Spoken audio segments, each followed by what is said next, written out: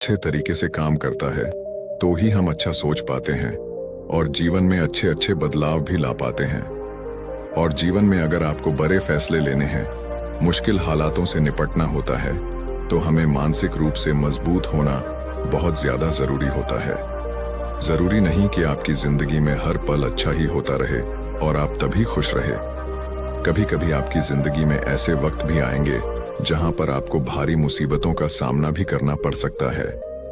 ऐसे में कई बार होता है कि इंसान मुसीबतों का सामना करते करते अपने मुश्किल हालातों से लड़ते लड़ते अपने जीवन से हारने लगता है।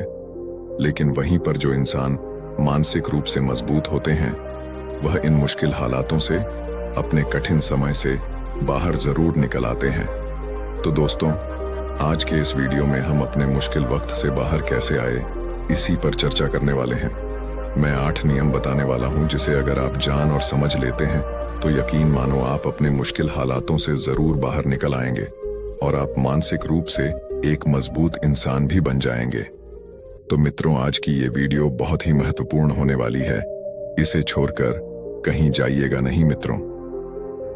एक बार एक बौद्ध महात्मा आश्रम में अपने शिष्यों को दिमाग के ऊपर कुछ प्रवचन दे रहे थे। गुरु कह रहे थे कि इंसान के मस्तिष्क के विचार कभी अच्छे होते हैं तो कभी बुरे होते हैं।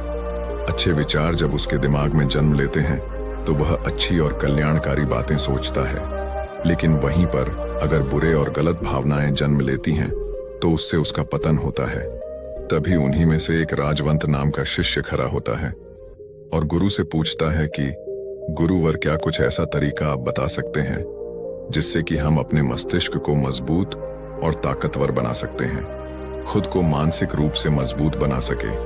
गुरु कहते हैं कि अवश्य मैं बताऊंगा, लेकिन उससे पहले मैं कुछ बातें मन पर बता रहा हूं जिसे तुम लोग ध्यानपूर्वक सुनना। तभी जाकर के हम बताएंगे कि मानसिक रूप से मजबूत कैसे बने। तभी तुम सब इस बात को बड़ी ही आसानी से समझ पाओगे। गुरु कहते हैं कि जब भी हम कुछ सोचते हैं तो सबसे पहले वह विचार हमारे मस्तिष्क में जन्म लेते हैं और उसी के अनुरूप हमारा पूरा शरीर कार्य करने लगता है। मान लो कि आप कुछ दुख भरी बातें सोचते हैं तो आप बिल्कुल शिथिल होते चले जाते हैं, आपके शरीर की ऊर्जा कम होने लगती है।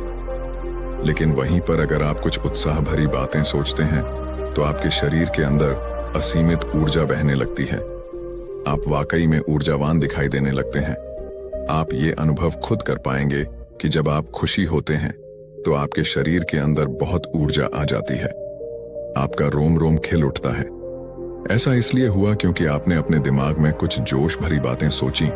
शरीर तो वही है आपका, लेकिन जब आप दुखी होते हैं तो आपका शरीर बिल्कुल ऊर्जा विहीन हो जाता है। लेकिन जब आपके विचार जोश भरे वाले होते हैं तो आपका शरीर खिल उठता है। यानी हमारा शरीर किस तरीके से काम करेगा, ये सब हमारे मस्तिष्क में उत्पन्न हो रहे विचारों पर निर्भर करता है। अब तुम सबको मेरी बातें बहुत ही अच्छे तरीके से समझ में आएगी। अब हम बताने जा रहे हैं कि मानसिक रूप से हम मजबूत कैसे बने। गुरु कहते हैं कि मैं सबको 8 तरीका बताऊंगा। अगर आप उन 8 तरीकों को अपने दिमाग में लाते हैं, वैसा ही सोचते हैं, तो यकीन मानिए आपका शरीर भी वैसा ही काम करने लगेगा। जैसा कि मैं पहले बता चुका हूं कि जब आप दुखी होते हैं तो आपका शरीर ऊर्जा विहीन होने लगता है, लेकिन जब आप खुश होते हैं, आपके दिमाग में अच्छा विचार आया और आप खुश हो गए तो आपके शरीर में अच्छी ऊर्जा बहने लगती है। इसका मतलब यह है कि अगर हम वह 8 तरीका जान ले और वही हम अपने दिमाग में सोचें तो हमारा शरीर भी ऊर्जा और जोश से भर जाएगा, अर्थात हम मानसिक रूप से मजबूत बन जाएंगे। और वास्तव में जब आप मानसिक रूप से मजबूत बन जाएंगे तो आप मुश्किल हालातों का सामना बड़े ही आसानी से कर लेंगे। गुरु कहते हैं कि शिष्य, मानसिक रूप से मजबूत बनने का पहला नियम है, जो हो चुका है उसकी परवाह करना छोड़ दो। गुरु कहते हैं कि शिष्यों, मुझे यह बताओ कि सूर्य किस दिशा में उगता है। तो सभी शिष्यों ने एक साथ जवाब दिया कि गुरुजी, सूर्य पूर्व दिशा से निकलता है। फिर गुरुजी ने कहा कि अगर मैं यह कहूं कि सूर्य पश्चिम दिशा से निकले तो क्या वह निकलेगा? सभी शिष्य कहते हैं कि बिल्कुल नहीं गुरुवर, सूर्य तो पूर्व दिशा से ही निकलेगा, हम उसके स्थान को, उसकी जगह को बदल नहीं सकते हैं। फिर गुरु कहते हैं कि मान लो बारिश का मौसम है और अगर मैं ये बोलूं कि बारिश बंद हो जाए तो क्या हमारे बोलने से बारिश बंद हो जाएगी? शिष्य कहते हैं कि नहीं गुरुवर, वह तो मौसम में बदलाव की वजह से होगा। जब मौसम में बदलाव होगा तो बारिश बंद हो जाएगी। फिर गुरुजी कहते हैं कि अगर मैं तुम लोगों से यह कहूं कि ठंडी के मौसम में गर्मी पड़ने लगे तो ऐसा होने वाला तो नहीं है। शिष्य कहते हैं गुरुवर, आप ठीक कह रहे हैं, यह कभी नहीं हो सकता कि ठंडी के मौसम में गर्मी पड़े और गर्मी के मौसम में ठंडी पड़ने लगे। यह मौसम तो प्रकृति पर निर्भर करता है जो कि हमारे बस में नहीं है। फिर गुरु कहते हैं कि ठीक उसी प्रकार अगर जो चीज हमारे बस में नहीं होती है या जो बातें घटनाएं बीत चुकी हैं, अगर हम उन घटनाओं को लेकर के बार बार परेशान होते रहेंगे या उसकी बहुत ज्यादा परवाह करेंगे तो क्या हम भूतकाल की घटनाओं को बदल सकते हैं? शिष्य कहते हैं कि नहीं गुरुवर। फिर गुरु कहते हैं कि अगर तुम उन बीती घटनाओं को लेकर के बार बार चिंता में रहोगे और उस चीज की परवाह करोगे तो तुम परेशान होते चले जाओगे। इसलिए तुम्हारी जिंदगी में जो घटित हो चुका है, कोशिश करो उसे भुलाने की, और उसका एकमात्र तरीका है कि आप अपने आने वाले समय पर, आने वाले भविष्य पर, आने वाली चीजों पर अपना ध्यान केंद्रित करिए। गुरु आगे कहते हैं कि मानसिक रूप से मजबूत बनने का दूसरा नियम है ध्यान करने की आदत डालो। गुरु कहते हैं कि गौतम बुद्ध जब सत्य की खोज में निकल पड़े थे तो उन्होंने बहुत सारे उपाय किए, बहुत सारे कर्मकांड किए, लेकिन उन कर्मकांडों की वजह से उन्हें बहुत ज्यादा कुछ हासिल नहीं हुआ और उनका शरीर दुबला पतला होता चला गया। लेकिन वह सत्य की खोज करने में असमर्थ रहे। उनके गुरुओं ने उन्हें बहुत सारे कर्मकांड उपाय बताए, लेकिन उन कर्मकांड का कोई मतलब नहीं हुआ। अंत में जब भगवान गौतम बुद्ध स्वयं ध्यान की अवस्था में बैठे तो धीरे धीरे ध्यान की गहराइयों में जाकर के उन्हें वह सारी चीजें लगने लगी जिस चीज की वह खोज में निकल पड़े थे। ध्यान के जरिए वह अपने सभी विचारों पर विजय पा लिए। उन्होंने पापी मार्ग को पराजित किया, काम वासना पर विजय पाई, अपनी हर एक भावना पर वह विजय पा लिए। और यह सब तभी हुआ जब वे ध्यान की गहरी अवस्था में बैठे और कई दिनों तक ऐसे ही बैठे रहे।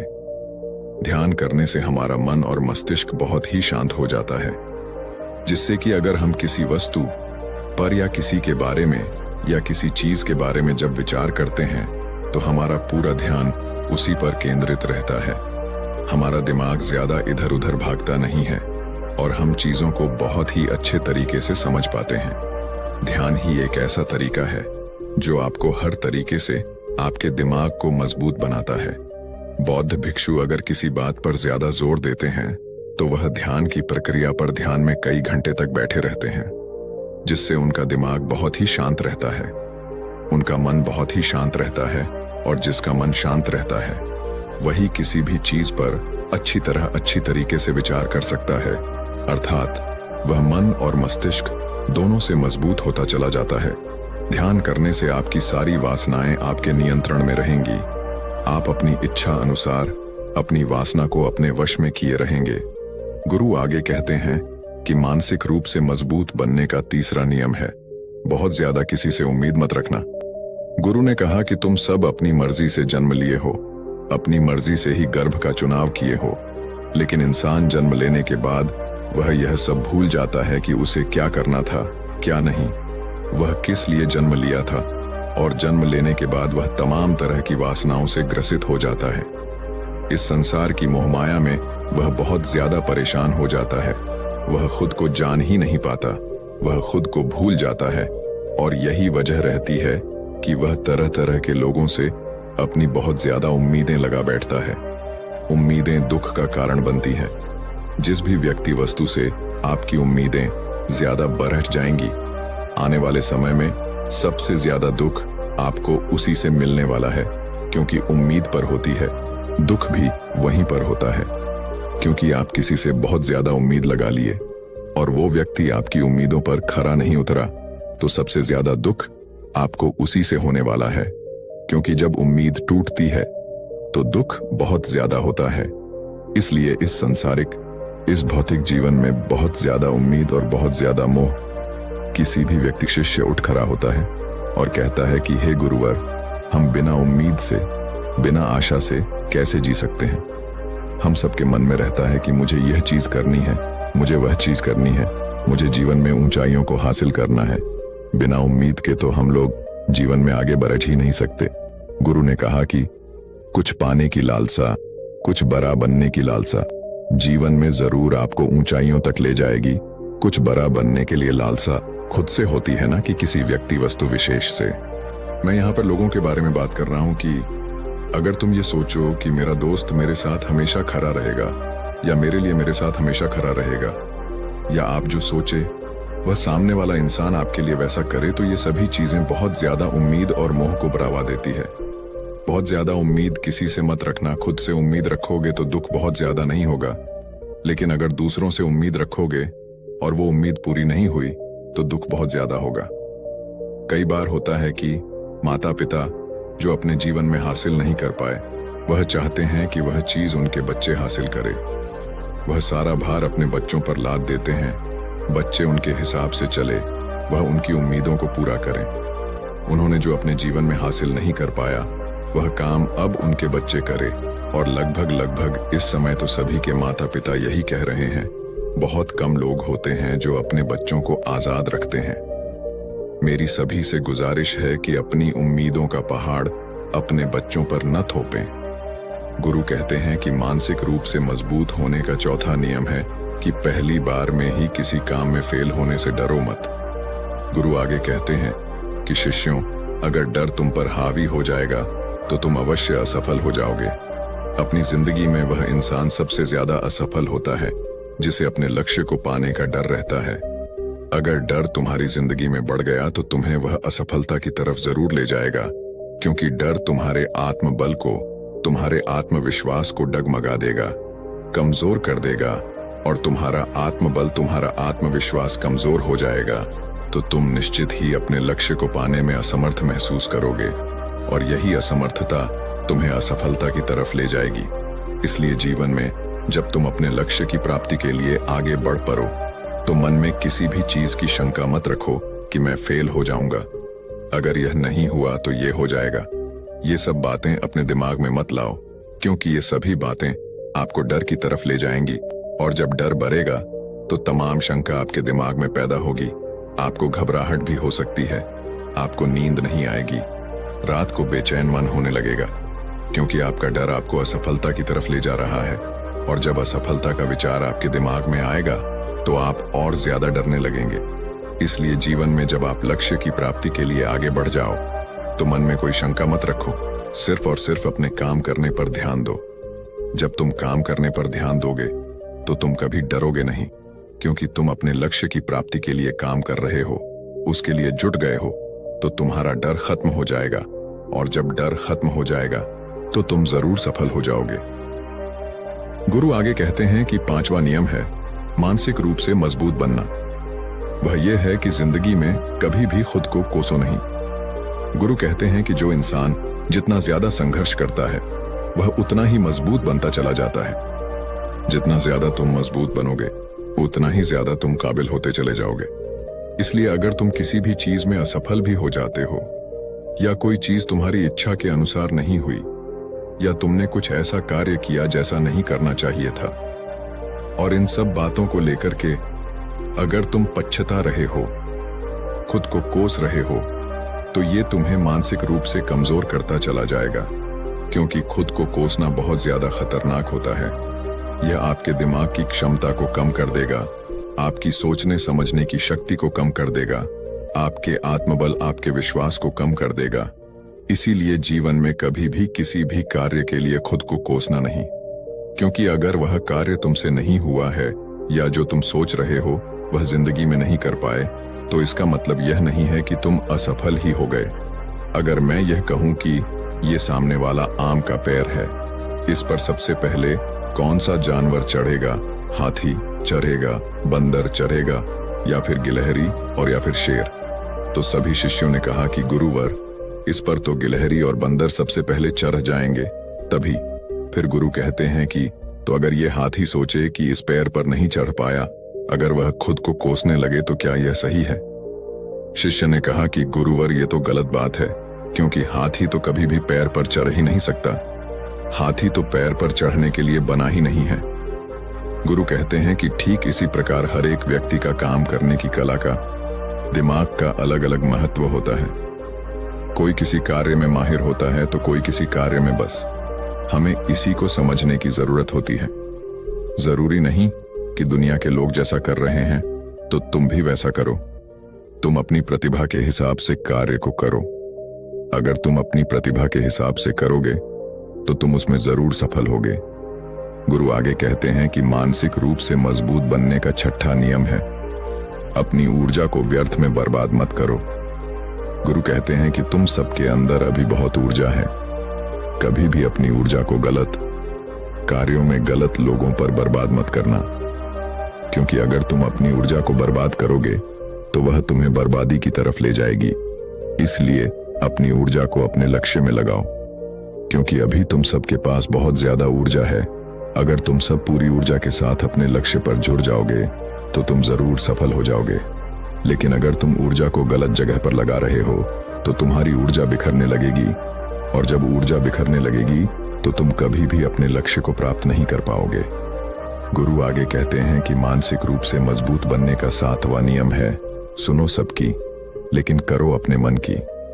गुरु कहते हैं कि शिष्यों, पहले ध्यान से तुम यह पता करो कि तुम्हारे अंदर कितनी क्षमता है। अगर तुम सबको अपनी क्षमता के बारे में पता है तो तुम अपनी क्षमता के हिसाब से कार्य को करो। भले लाखों लोग तुमसे यह बोले कि तुम इस कार्य को नहीं कर सकते हो, उस कार्य को नहीं कर सकते हो, तो तुम कभी भी उन पर भरोसा नहीं करना या उनके हिसाब से मत चलना, क्योंकि शरीर तुम्हारा अपना है। तुम्हें खुद के बारे में सबसे ज्यादा अपने बारे में पता होगा, अपनी अपनी क्षमता के बारे में पता होगा कि तुम इस कार्य को या किसी भी कार्य को कैसे कर सकते हो। कोई किसी कार्य को बहुत जल्दी कर सकता है तो कोई थोड़ा समय लगा सकता है। ये सब बातें तुम सबको खुद के बारे में सबसे ज्यादा तुम्ही को ही पता होगी। इसलिए तुम्हारे अंदर जो क्षमता है, अपनी क्षमता के हिसाब से ही अपने कार्य का चुनाव करो। और जब तुम अपनी क्षमता के हिसाब से कार्य को करोगे, खुद के अंदर की आवाज को सुनोगे, तो तुम जीवन में जरूर आगे जाओगे। कई बार होता है कि लोग खुद की क्षमता को पहचानता ही नहीं, जैसा दूसरे लोग कह रहे हैं वह वैसा ही करने लगते हैं और अपनी जिंदगी का ढेर सारा समय यूं बर्बाद कर देते हैं। उनसे ऐसा काम करने को कहा गया था तो वह भी वैसा ही काम करने में जुट गए, बिना सोचे समझे कि उनकी क्षमता कितनी है या उनकी प्रतिभा उस कार्य में है कि नहीं। तो ऐसे लोग कभी भी अपने लक्ष्य को प्राप्त नहीं कर सकते, क्योंकि जो इंसान अपने खुद की क्षमता को नहीं पहचान पाएगा वह जीवन में कभी भी सफलता अर्जित नहीं कर पाएगा। ये शरीर तुम्हारा है, ये दिमाग तुम्हारा है, सोचने समझने की शक्ति भी तुम्हें ही तय करनी है। तुम्हें पता होना चाहिए कि तुम्हारा शरीर कितना मजबूत है, कितना ताकतवर है और इसमें कितनी क्षमता है। और अगर क्षमता नहीं है तो अपने शरीर की क्षमता को बढ़ाने की कोशिश करिए और खुद के अंदर की, खुद की भावनाओं को सुनने का प्रयास करिए और अपनी क्षमता के हिसाब से आगे बढ़िए। फिर गुरु आगे कहते हैं कि मानसिक रूप से मजबूत बनने का 8वां नियम है, बोलना कम करो और अपने कार्य पर ध्यान दो। गुरु आगे कहते हैं कि जो इंसान बहुत ज्यादा बोलता है वह अपनी ऊर्जा को यूं ही नष्ट करता रहता है, क्योंकि जो बोलता ज्यादा है वह सोचता कम है, क्योंकि उसने अपनी सारी की सारी ऊर्जा बोलने में खपत कर दी। तो वह सोचेगा क्या उसे सोचने का समय ही नहीं मिल पाया। लेकिन जो इंसान कम बोलता है उसे सोचने का समय ज्यादा मिल जाता है। और जब तुम किसी बात तत्व पर ज्यादा विचार करोगे तो जाहिर सी बात है कि तुम्हारे दिमाग में तमाम विचार आएंगे और वह विचार ही तुम्हें सफलता की तरफ ले जाएंगे। गुरु कहते हैं कि शिष्यों, अगर मैं तुमसे कुछ सवाल पूछता हूं तो सबसे पहले तुम सोचते हो, तुरंत बोल तो नहीं देते। लेकिन अगर कोई यहां बैठा है और वह अपने साथी से बात कर रहा है, अपने दूसरे गुरु भाइयों से बात कर रहा है, तो वह कभी हमारी बात पर ध्यान नहीं दे पाएगा। और जब हम प्रश्न पूछेंगे तो उसका गलत जवाब वह दे देगा, क्योंकि वह बोलने में अपनी ऊर्जा व्यर्थ कर रहा है। वह हमारी तरफ तो ध्यान दिया ही नहीं।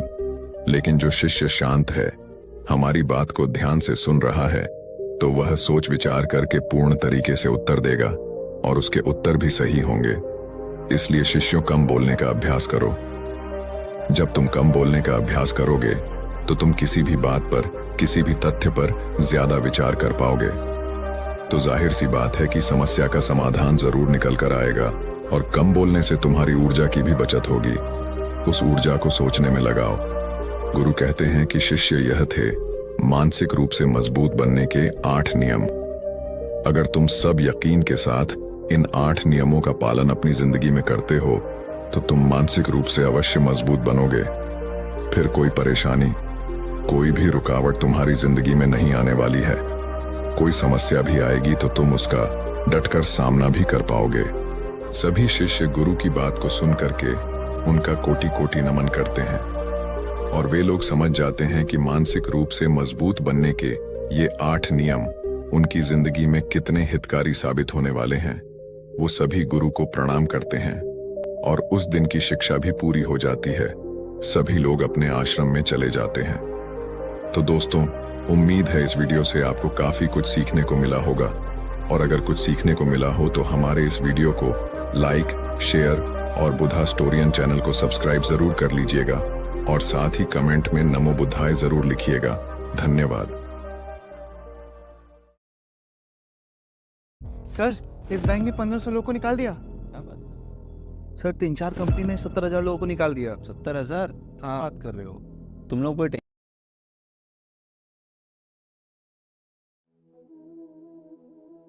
नमस्कार दोस्तों, जय श्री राधे कृष्ण। श्रीमद् भगवत गीता में कही गई भगवान श्री कृष्ण की बातें आज भी हमारे जीवन